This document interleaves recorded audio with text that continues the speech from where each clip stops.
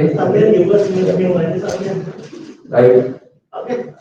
Assalamualaikum warahmatullahi wabarakatuh. Yang selamat sore teman-teman semuanya. Sore hari ini kami akan menyampaikan terkait dengan perkara korupsi, dosensi kepada penyelenggara negara, yaitu SUN Bupati Cirebon periode 2014-2019 terkait dengan izin kawasan industri di Kabupaten Cirebon. Hadir sore hari ini pimpinan Pak Ron dan juga para pelaksana harian eksekusi penindakan Pak Sujo. Seperti biasa nanti akan disampaikan poin-poin terkait dengan perkara dimaksud, dan nanti setelahnya ada satu sesi pertanyaan sebagai jawab, satu sesi 3 orang penanya terkait dengan perkara ini lebih dahulu. Kalau kemudian nanti tidak ada, bisa dijelaskan dengan perkara-perkara atau perkembangan yang sedang ada di luar perkara ini, kami persilakan juga. Baik, kami persilakan pimpinan Pak Lutfon untuk membacakan poin-poin dimaksud.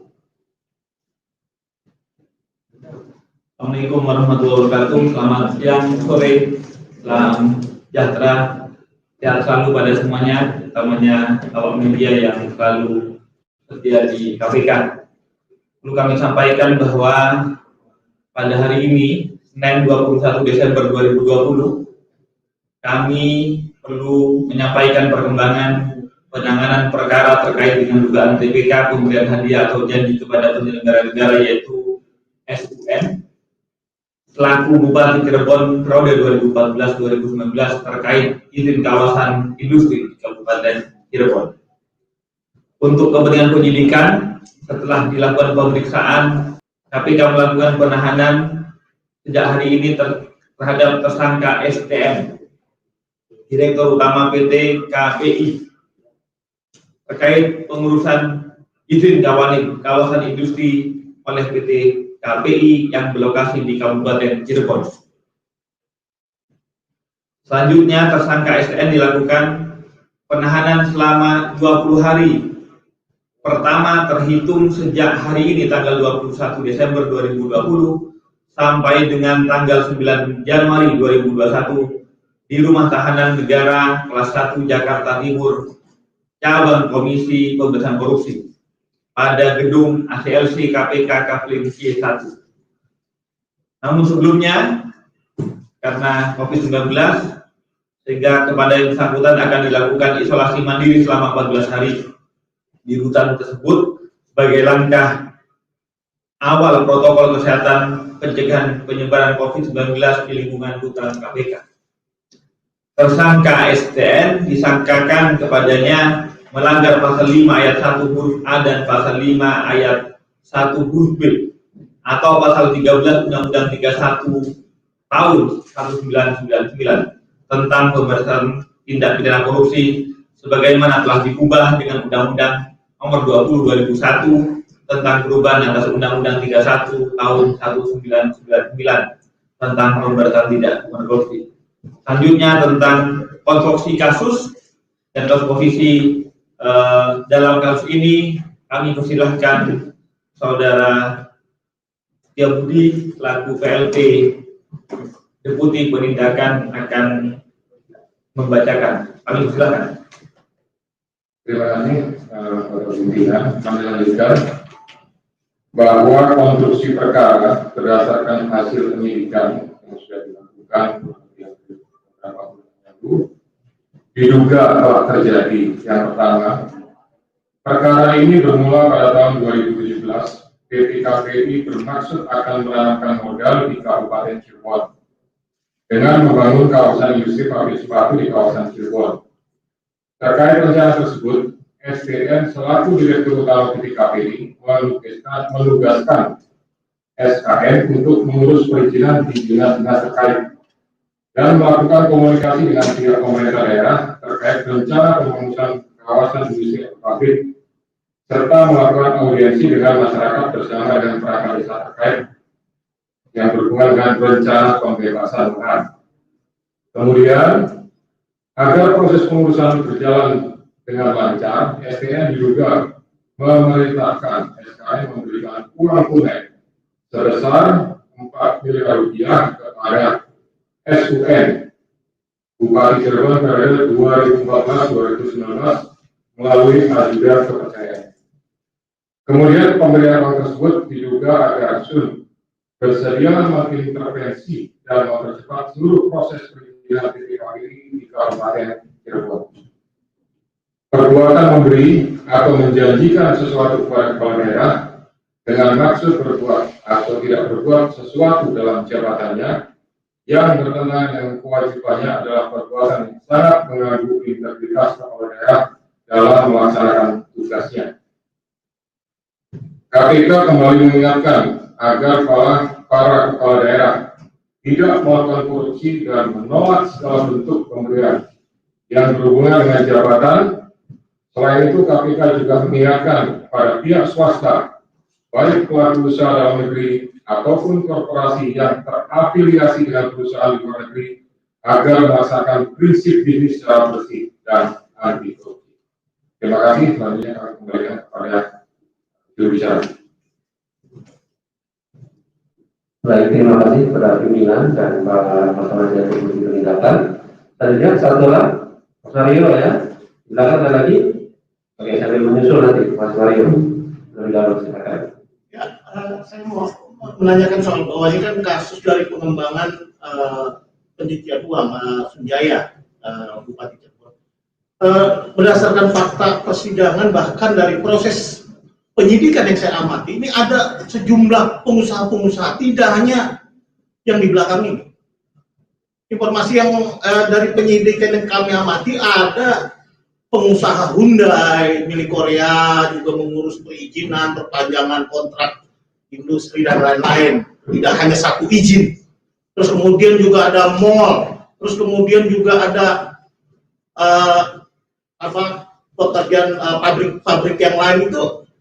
Apa memang tidak diproses?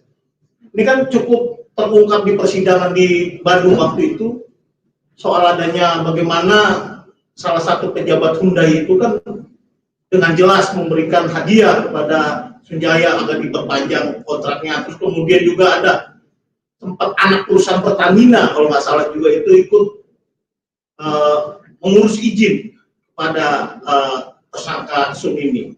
Gimana Pak? Oke. Dulu, Bukron. ya, baik. Terima kasih Mas Mario. Petersangkaan dan juga kemudian penahanan saudara STN bagaimana di belakang kami ini juga merupakan pengembangan kasus dari dugaan penerimaan gratifikasi oleh saudara Sun. Jadi sesungguhnya kasus ini juga hasil pengembangan kasus bahwa ketika semula perkaranya gratifikasi, tapi kemudian ketika kami geledah kami menemukan beberapa uang yang lain yang kemudian ketika kita telusuri kemudian menemukan tersangka-tersangka sebagaimana saat ini kami kembangkan. Termasuk juga kalau kemudian misalnya sebagaimana dipertanyakan oleh Mas Mario, kalau ada kemudian pihak-pihak lain bagaimana dipertanyakan tadi, dan kami nanti akan tetap kami kembangkan siapa saja mereka, dan kalau memang memenuhi alat bukti bahwa mereka menjadi bagian dari yang pemberi suap, nanti kami akan tidak lanjuti. Itu yang dapat kami sampaikan. Artinya Pak Bukron ini tidak berhenti pada satu orang yang di belakang ini sebagai pemberi terkait TPPU Sun ini. Artinya bahwa sejumlah fakta persidangan bahkan dari proses penyidikan yang kawan-kawan wartawan di bawah mengamati kan banyak yang diperiksa, baik itu pejabat dari Hyundai, baik itu dari pengusaha mall, baik itu dari anak perusahaan dari BUMN Pertamina terkait minyak lepas pakai segala macam. Itu apakah itu tetap akan komitmen kami sekali lagi siapapun yang kemudian disebut dan memiliki keterkaitan sebagai pemberi, tentu kami akan tidak lanjuti. Tapi kemudian bagaimana perkembangan kasusnya, apakah kami naik sidik ataupun sampai ke penuntutan, itu semua pada kesiapan keterbuktiannya. Oleh karena itu kami akan tetap mencari alat buktinya. Kalau info dan rumornya kita semua sudah mendengar ya. Tapi kemudian itu semua perlu dibuktikan. Sepanjang alat buktinya memungkinkan akan kami tidak lanjuti. Gitu. Satu lagi Pak Gufron untuk terkait Cirebon ini, sebenarnya sudah berapa sih baik itu barang bukti berupa uang atau bahkan di proses penyidikan atau suap sampai pada TPPU ini, kira-kira sudah berapa banyak yang disita? Artinya kan ini kan sudah ada penambahan tersangka baru, artinya ini sudah mulai masuk pada TPPU yang agak lebih detail. Berapa totalnya, misalkan yang sudah disita tanahnya, rumahnya, atau bahkan dia punya mall atau rumah sakit atau apa, ini sudah berapa? Terima kasih pimpinan dari sini untuk menjelaskan terkait apa yang sudah ditanyakan.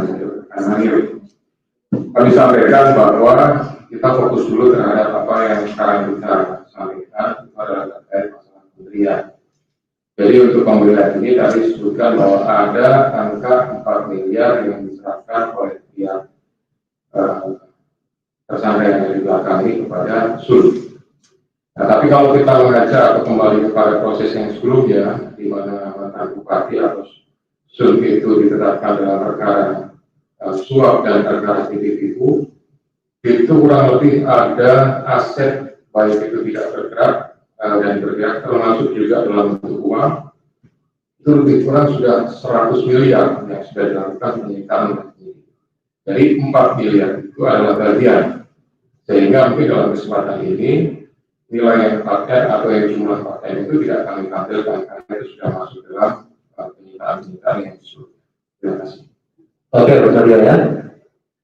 Ada yang lain? Ya, untuk kasus lain lah, Pak Bunut ini ada sedikit update lah. Terkait kemarin ada pengakuan seorang tersangka saksi sekaligus tersangka yang merupakan PPK yang mengaku bahwa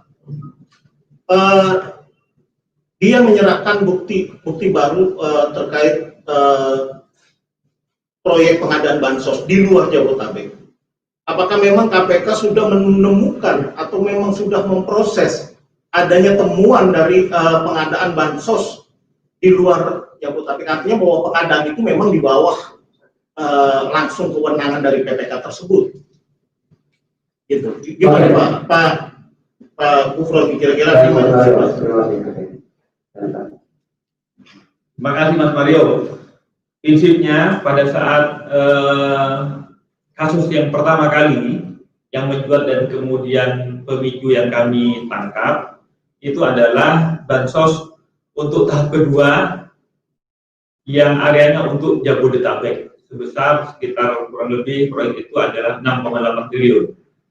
Bahwa kemudian setelah kami dalami terhadap baik saksi maupun tersangka yang kemudian berkapasitas saksi juga dalam kasus ini, maka kami tidak akan menutup kemungkinan bahwa kemudian kalau ternyata ada dugaan-dugaan tidak pidana korupsi dalam tahap yang pertama, karena yang kami tangkap kan ini untuk kasus yang tahap kedua dan areanya Jabodetabek. Kalau kemudian dalam pengembangan kasus kami menemukan bukti-bukti bahwa untuk tahap pertama pun yang areanya tidak hanya Jabodetabek tapi skala nasional, kalau kemudian di dalamnya ada alat bukti yang cukup, bukan hanya dalam tindak pidana suap, mungkin adalah tindak pidana pasal 2 ayat 1 maupun pasal 3, memperkaya diri secara melawan hukum ataupun menyalahgunakan wewenang, itu tetap akan kami tindak lanjuti. Sejauh ini kami memang masih info itu sudah kami terima, tetapi kami masih mendalami bekerjasama dengan beberapa pihak, bukan hanya di KPK tetapi juga di BPK maupun BPKP. Ya, artinya bahwa memang KPK sudah mengetahui misalkan terkait proyek pengadaan, misalkan bekerjasama tadi Anda katakan dengan PPATK yang mengetahui alur uang bergerak tersebut, terus kemudian pengadaannya sampai di mana, apa memang sudah sedetail itu KPK melakukan proses pengamanannya? Kami masih proses, jadi pengetahuan di luar dunia hukum itu bagi kami sebagai info, tetapi bagi kami di hadapan penegak hukum, info maupun data itu harus berbasis alat bukti. Itu yang kami dapat Kami jelaskan sekali lagi, info yang masuk ke kami sekali lagi kemudian perlu dibuktikan dengan alat bukti. Kami sedang mencari alat bukti itu melalui proses penyelidikan, dan kalau kemudian memungkinkan merupakan sebuah dugaan tidak pidana, kami akan tidak lanjuti dalam proses penyidikan. Pak Gubernur, ini Tambahan? Nah, saya kira kalau hal-hal yang bersifat teknis nanti ya, tambahin sekalian teknis ini, kenapa nih dalam 2 pekan terakhir yang hanya 2 orang PPK saja yang sering diperiksa antara Adi Wayono dengan Matius Joko Santoso, dan sementara Menteri Sosial sendiri Juliari itu belum pernah nongol dalam 2 pekan. Apakah memang ini teknis penyidikan untuk mengumpulkan data sebesar-besarnya kemudian dikonfrontir dengan tersangka Menteri Juliari Batubara ini, atau memang ada hal lain? Kenapa sampai 2 pekan terakhir ini Mensos ini tidak diperiksa? Ya, baik, sekali lagi terima kasih pertanyaannya. Jadi kalau kami menyampaikan itu adalah bagian daripada strategi. Strategi tentunya banyak caranya yang dilakukan oleh penyidik. Gitu. Apakah kemudian yang dilakukan itu terhadap pihak-pihak memberinya dulu, ya kemudian dari sampaikan kenapa menteri tidak dilakukan pemeriksaan waktu dari tanggal 6 sampai dengan saat ini, itu artinya bukan berarti kemudian kita biarkan. Ya, tentu kita juga sedang menyusun sebuah pertanyaan panjang yang tentunya nanti kita harapkan bahwa pertanyaan itu menjadi pertanyaan kunci yang dapat kami tanyakan kepada yang bersangkutan setelah kami mendapatkan banyak informasi, banyak keterangan dari beberapa pihak. Gitu ya. Satu lagi, ini ada di online dulu kemudian. Kita kalau sama pertanyaannya. ya sama aja di soal ini, jadi kan update-nya aja menanggapi situasi nasional. Oh ya, baik. Jadi oke, pertanyaannya sama ya. Kalau mau tanya sama, mungkin sama. Jadi terkait dengan ini. Ini terkait dengan bansos yang telah publik hari ini, yaitu ada di sini disebut nama-nama anak presiden dan Rangka Bumi. Disebut itu terseret dalam kasus dan benar-benar merekomendasikan atas bansos, sekalipun sudah diklarifikasi oleh yang bersangkutan dan dibantah. Bagaimana tanggapan KPK terkait dengan ini? Apakah akan menelusuri informasi tersebut? Pak Dayulnya? Sama bahwa intinya kenapa nih gonjang ganjingnya bahwa bansos itu mengalir sampai ke Solo lah intinya gitu. Baik. Bagaimana? Jangan pertanyaannya itu dari Mas Madio. Pesan pertanyaan. Terima kasih. Jadi KPK sekali lagi menerima siapapun akan memberikan input kepada penegakan hukum pemberantasan korupsi khususnya di kala COVID ini, termasuk bantuan sosial di Kemensos, termasuk kepada siapapun, termasuk yang dipertanyakan kepada keberadaan saudara Gibran Raka Buming gitu ya. Sekali lagi semua itu info dan KPK akan tetap melaksanakannya, melakukan proses secara proses hukum, baik penelusuran kebenaran tersebut melalui proses penyelidikan. Bagi KPK sekali lagi, KPK akan tegas melakukan proses hukum secara profesional. Siapapun itu, KPK akan menegakkannya. Itu yang dapat kami sampaikan. Itu ditampung doang atau akan dikonfirmasi? Tentu semua info itu kami akan filter nanti apakah kemudian info itu adalah info yang memerlukan pendalaman atau tidak, perlu didalami atau tidak, berkenaan tersebut ada buktinya atau tidak, itu semua akan kami tidak lanjut. Oke, Mas Mario, saya kira sudah menjawab ya. Ada lain nih. Sudah, terakhir, Ustaz. Kasihan yang lain. Saya pengen apa nanti yang sama? Soalnya saya tahu pikiran kawan-kawan, jadi saya tanya. Oh, oke, nanti coba dari dalam dulu ya. Coba. Oke.